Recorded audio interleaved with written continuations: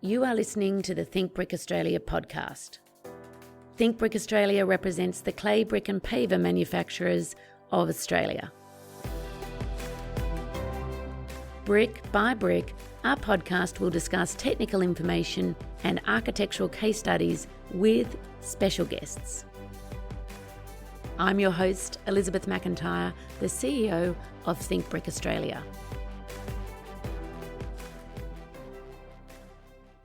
On today's podcast, it gives me great pleasure to introduce Bryant from TRIAS Architectural Studio, who have been an amazing supporter of all of our different kinds of masonry over the years, but most importantly, received a high commendation from the Think Brick Awards last year for their Curl house. Welcome, Casey. Hi, thanks for having me.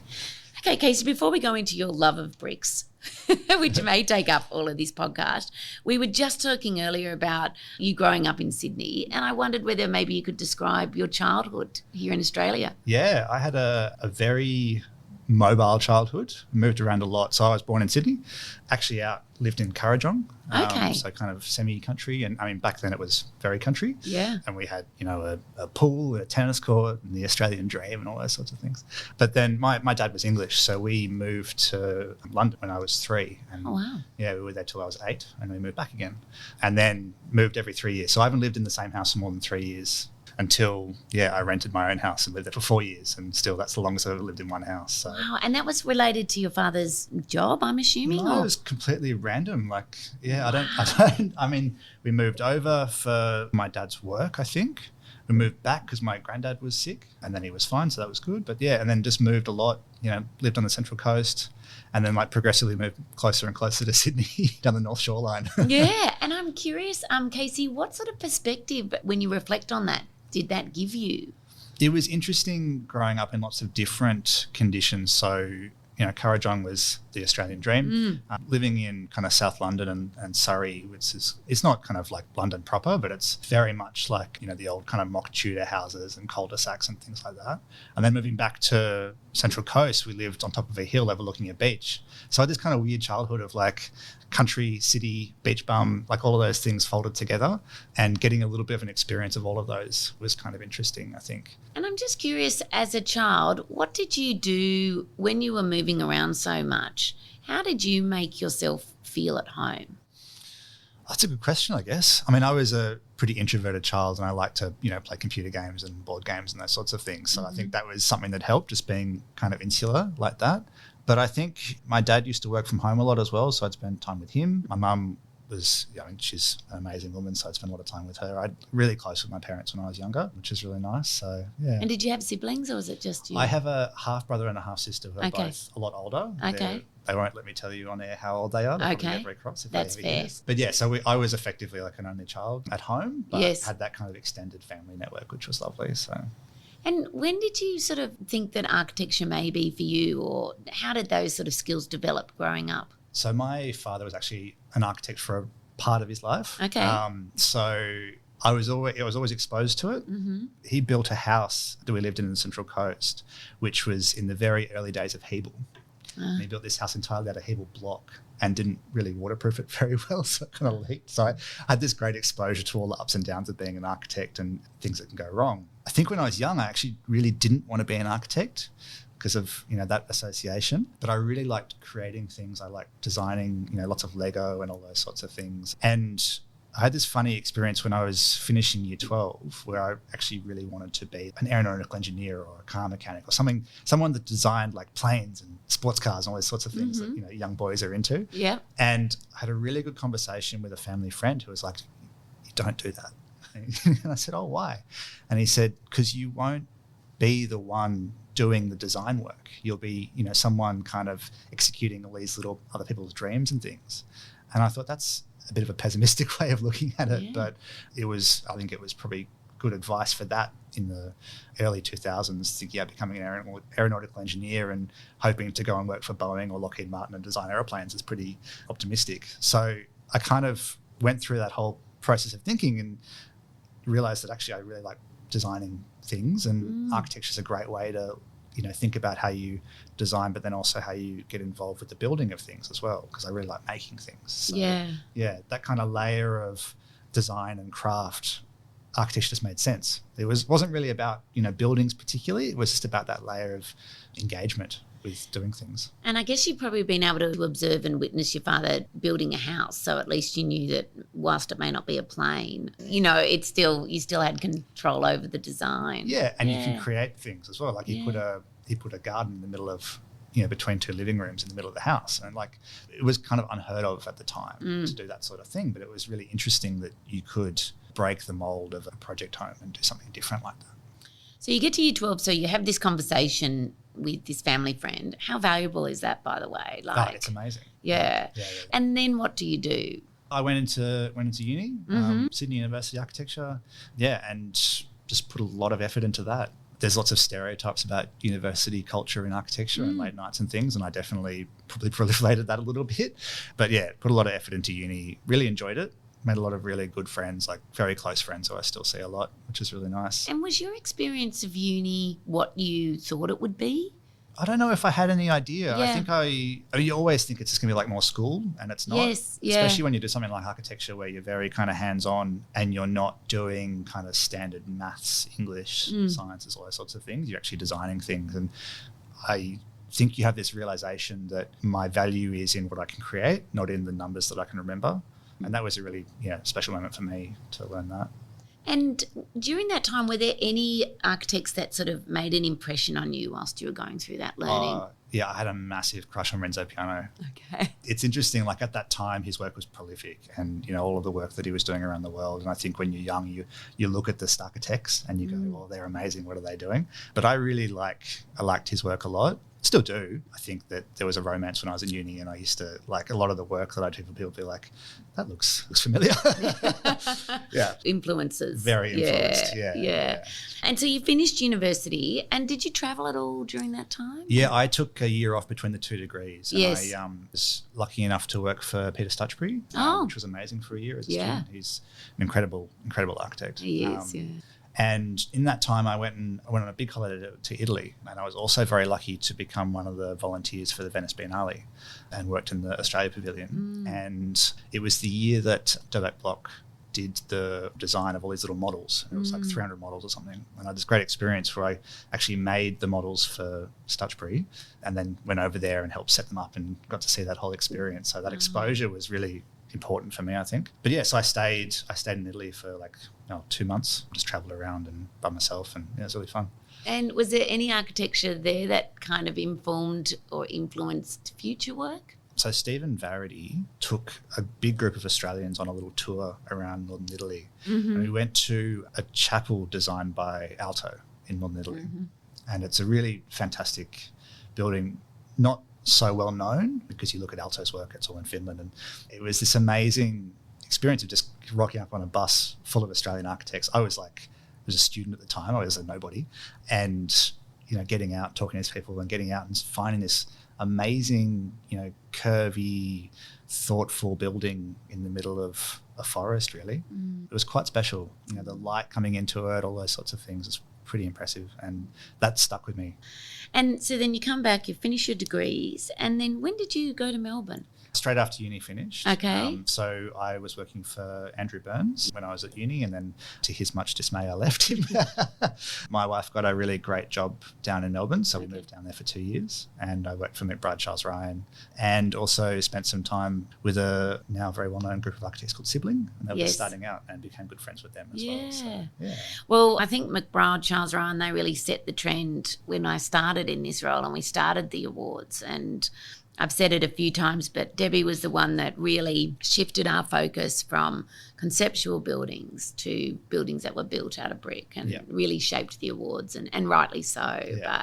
And they continue to be such a legacy for brick. Yeah, they're amazing people. Yes. It was really fun working with them. Yeah. I got the privilege of working on their house for a little bit, which was pretty special. Just that kind of, raw creativity, just going into something that, you don't have to worry about clients think, just what each other thinks. And it's just this amazing experience. And it's I've been fortunate enough to go in there as well. Yeah. It's just this is just cool, but I expect that from an architect. Yeah. and beyond cool for them as well. You just expect it to be, nuts and amazing and pushing every boundary possible. And it did. Yeah. Yeah. Really cool. And then so you were in Melbourne just for a couple of years, yes? 2 years, and then moved back to Sydney. My dad got quite sick, so we moved back and spent the rest of his life in Sydney with him, which was fun. Yeah. And came back to Andrew Burns. Which was really good. So spent, I can't remember how many years it was, must have been 4 or 5 with him, which is amazing. When you think back in those sort of years where you're establishing yourself, is there any projects that you look back either wanting to laugh or cry on, or both? So I live near Gunyama Park Aquatic Centre. Okay. By Andrew Burgess. Yes. And Andrew Burns.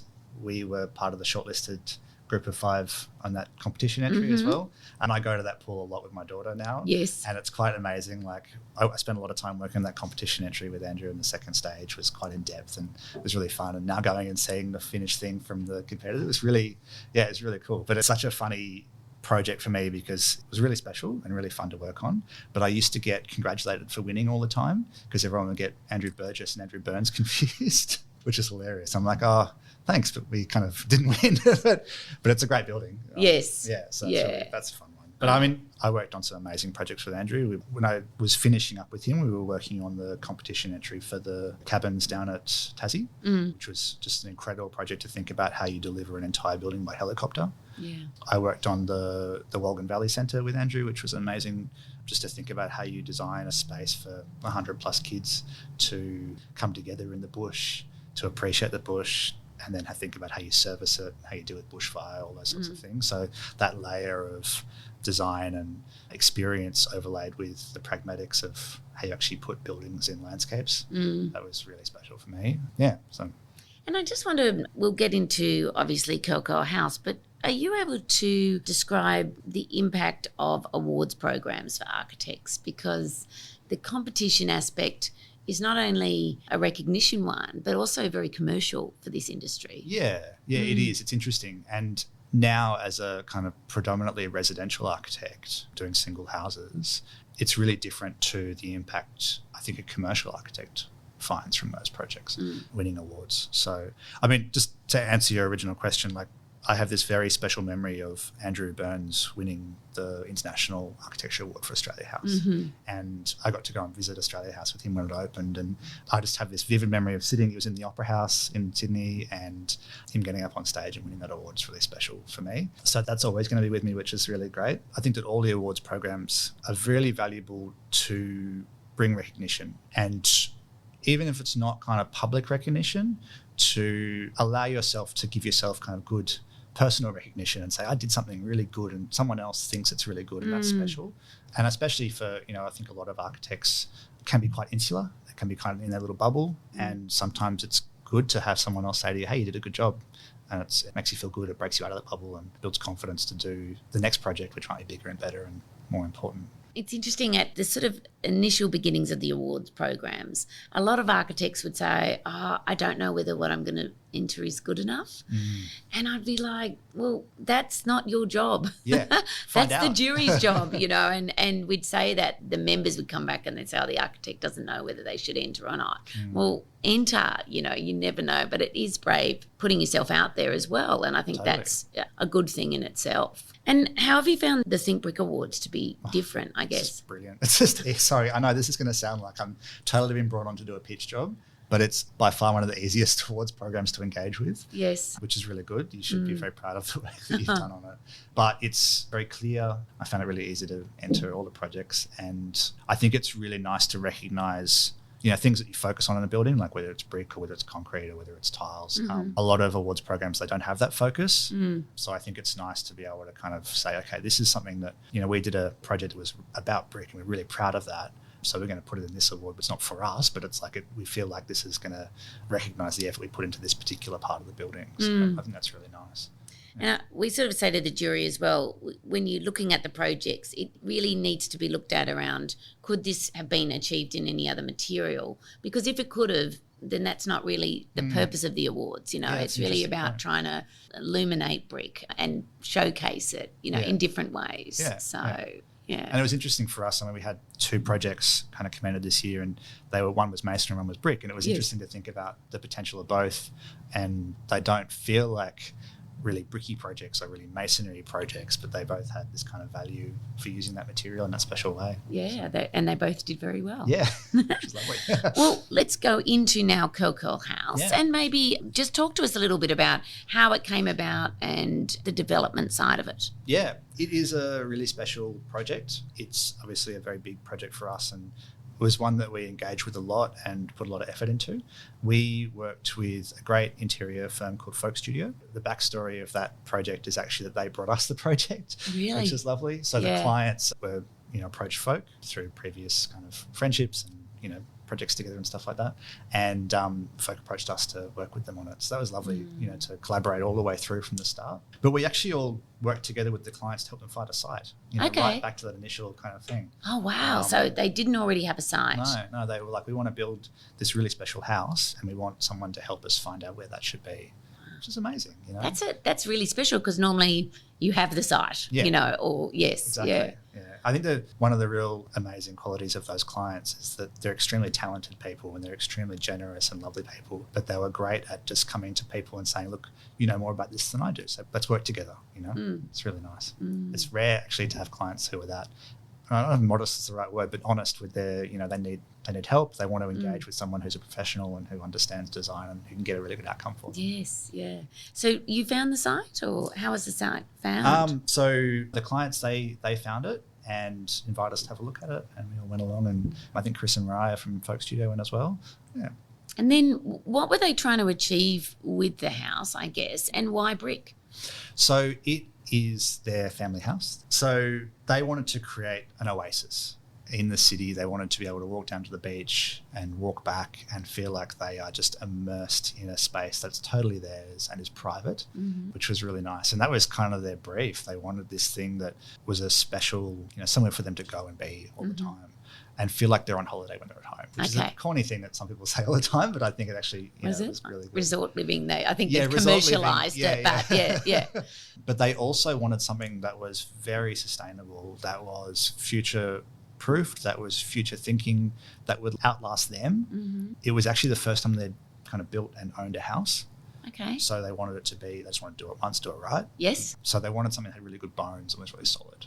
And brick and concrete were something that was very quickly thought up of, this is what it needs to be. We looked at lots of options. And obviously with, sustainability front of mind, concrete is something that we need to think about carefully. And so we did a lot of studies about, concrete versus framing and actually tried to think about what's the life cycle of this building. Yeah. If it's 20 years, then concrete's not the answer. But if it's 50, if it's 100, then suddenly these becomes a different equation. It does. So that was a really valuable exercise for us to do. And that TRIAS is really focused on sustainability, and we care a lot about making those decisions part of the design from the start. So that was a nice thing to explore with this. The clients really like brick. We really like working with brick as a material to create something that feels solid. But also the house, like, it's clearly a counterpoint to the rest of suburbia. Like, it doesn't have eaves, it doesn't have a pitched roof. It's got this kind of lovely solid experience of two towers that you inhabit and the spaces between. So yeah, brick was a kind of a natural choice for us with that. And then you've used and executed it beautifully, sort of the hit and miss screens. How did they come about? We all are quite obsessed with Peter Zumthor's work. So we've all been to a lot of his buildings. Slight side story. When we started TRIAS, we all went on a holiday together to Switzerland, and we actually got a hire car and we went to his office unannounced, and we were just on the road, and he just like shuffled up the street in his slippers between offices, and we're like fanning out. Can I tell you, I was in conversation for years about getting him on the jury. And he was lovely about it, but he's actually quite elderly. Yeah, it'd be hard to travel out here. Yeah, but we were trying, when we were doing the jury in Venice, we were trying to do that, but I remember going, maybe it was the 2016 Venice Biennale, and he'd done an installation there, and I just felt personally rejected that he'd done that, but he hadn't judged the Think Brick Awards. But the fascination and obsession is real. Yeah, it's amazing. It's something that we keep referring back to as a bit of a kind of bolster of, people say to us, sometimes clients say to us, you don't have a style. Like, what's your style? And we don't have like this kind of direct, like, this is what we always do kind of thing. Yeah. And then you look at Peter Zumthor's work, and it's the same. It's like there's always this kind of, layering of different materials, different priorities, different aesthetics that come into his work, and it's always really valuable. Yeah. So yeah, we definitely look a lot at his work, and I think you can see some of the references in the screen to some of his work. Yes. But one of the things which is really fascinating for us is how you can create this, like I was saying before, this form which is not a kind of typical pitched roof eaves form.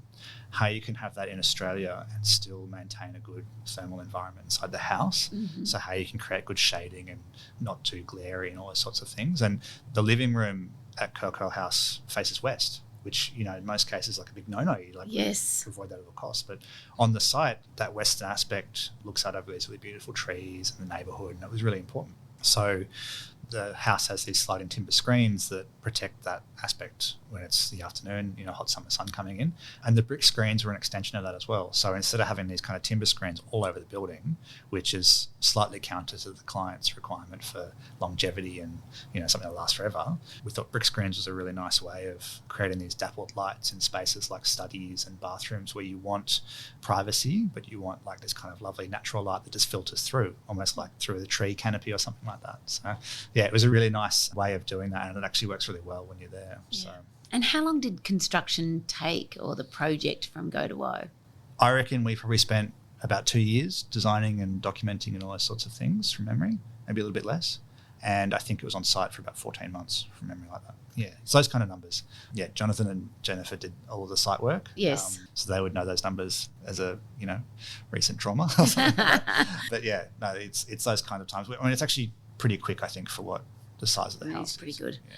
And did anything surprise you with brick, or that you hadn't encountered before during this project? I mean, obviously the screens are something we tried. Yes. And what was really amazing about that is we had a really good builder, we had a really good bricklayer, and we had a really good engineer, structural engineer, and everyone kind of came together and scratched their heads about how to achieve that brick.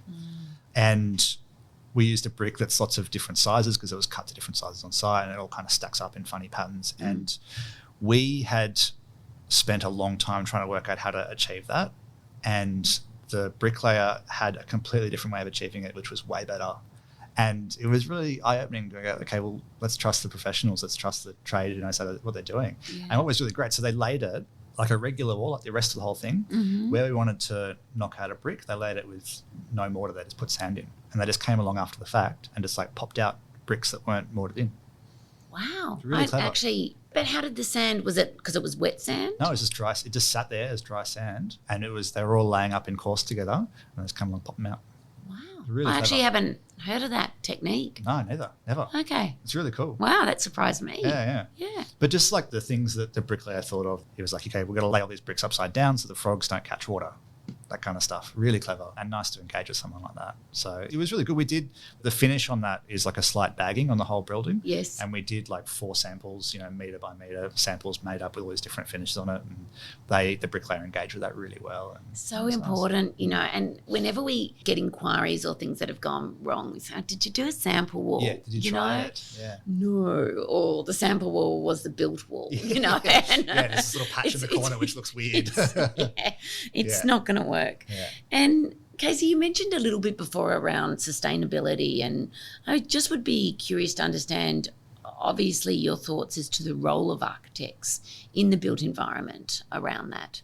I think that we need to be pioneers. I think we need to be the ones who set the standard. And I think more and more, I didn't used to think this, but I think more and more we need to be a bit more dogmatic about that with our clients. We're really lucky that a lot of the clients that come to us, they want us to tell them what to do in terms of sustainability.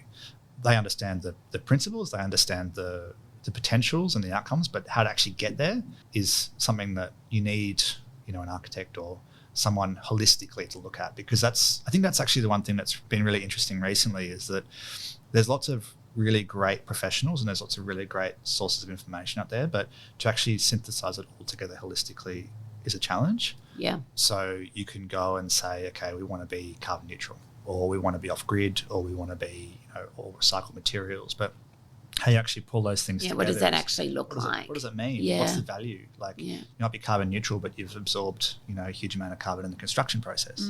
Or you might be off grid, but you've spent, you know, $1 million setting up a solar system or something like that. Yes. You know, it's that holistic kind of layering of all those things is really important. Yeah. Have you seen that change over the years? Oh, yeah. Yes. Definitely, especially in our clients. And I think that's where I was getting to. Yeah, that's the thing. Like architects can be the ones to set the standard and say this is what we think is important. Clients have to actually put their money on the table and say this is what we want to do. This is what we value in our building. So, for example, in Coco House, it's got a really thought out, all-encompassing integrated thermal heat pump system. So it runs hot water under the slab in winter. It runs cold water under the slab in summer to cool the whole house down. It runs all the domestic hot water for your showers and stuff. It runs the pool heating.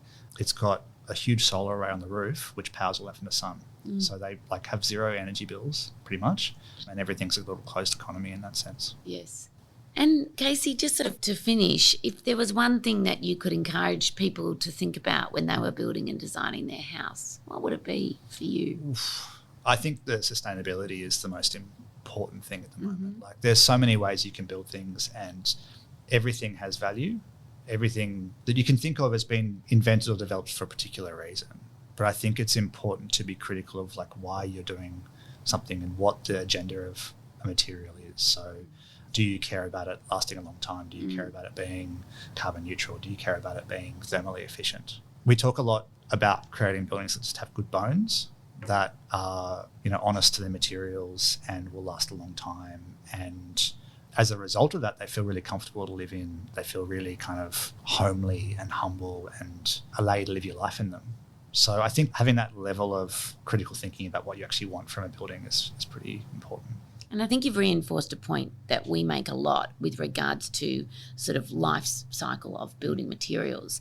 And yes, sometimes there is an embodied carbon and emissions cost there up front. But if you stretch that out, and bricks tend to go for 80 to 100 years, it's really impressive. But yet we have seemed to continue to shorten that life cycle span so that it makes a lot of other products seem really feasible when in fact, they're not.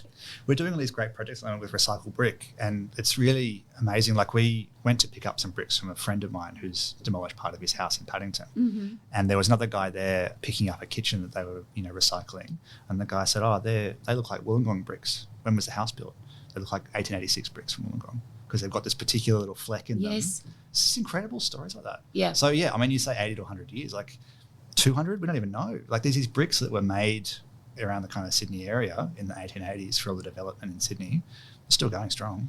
And it says a lot, even our manufacturers are manufacturing bricks that look like they're recycled as to how everyone loves that. Yeah, that aesthetic. You can sort of go to London and see how long bricks last, but I think it's such a lovely story that they've been used beautifully in design as well. Yeah. And versatile as well. We really like using bricks in kind of different formats like flooring and painting and things. So, we've got this great other project where they have these orange clay tiles, outdoor tiles, and they look rubbish. They look really bad. The ones. Yeah. But with the landscape architect, and I had this idea of turning them sideways so that it's become this kind of beautiful, thin, proportioned floor paver. It looks really cool. Yes. So there's lots of ways that you can work with that proportion of brick and apply it in different ways, which is really nice. It is. Well, Casey, thank you for joining us. I've really enjoyed this conversation. I've learnt so much. We do have some rapid fire questions I'm going to ask you. All answers are acceptable. Reading the news, a newspaper or online? Online. Handwriting or typing? It used to be handwriting and now it's definitely typing, unfortunately. Someone said that to me this morning just as an aside. He said, I actually type faster than I write. And I was like, I still reckon I write faster than I type, but also no one can read my writing anymore. I type faster than I write until I have to go back and fix everything that I got wrong as I was typing. True. Yeah. For sketching ideas and concepts, would you use a pencil, pen or e-pen? A pen. I have, recently been playing with an iPad a lot more, but I always tend to go back to a pen in a moleskin. Do you like to read books or listen to audiobooks? Audiobooks, yeah. What's important to you, style or substance? Substance. Coffee or tea? Coffee. TV shows or movies? Movies, but both, yeah. Antique or brand new? Oh, that's a tough one. I think in the middle, mid-century modern. Mid-century modern. Haven't had that before. New, but yeah. Call or text? I don't know. That's always the stress, isn't it? Everyone freaks out about whether to call or text. No, call for sure. Travel back in time or into the future? Oh, the future. I would be dead. We would be dead now if we lived in the past. die in like the 20s. That's true. I hadn't thought of it like that. Exterior or interior? I don't know. That's a challenging one. I like actually, this is a bit of a side one for that. I like the division between the two. Yes. Instead of like the kind of great indoor-outdoor amorphous space. There's too many mosquitoes in Australia for that. That's true. Video games or board games? Board games. Form or function? Oh, they should both be the same. Complex or simple with relation to design? Simple. Casey Bryant, thank you so much for joining us today and being part of our Think Brick community and for all your beautiful designs that you've worked on. It's a pleasure. Thanks for having me.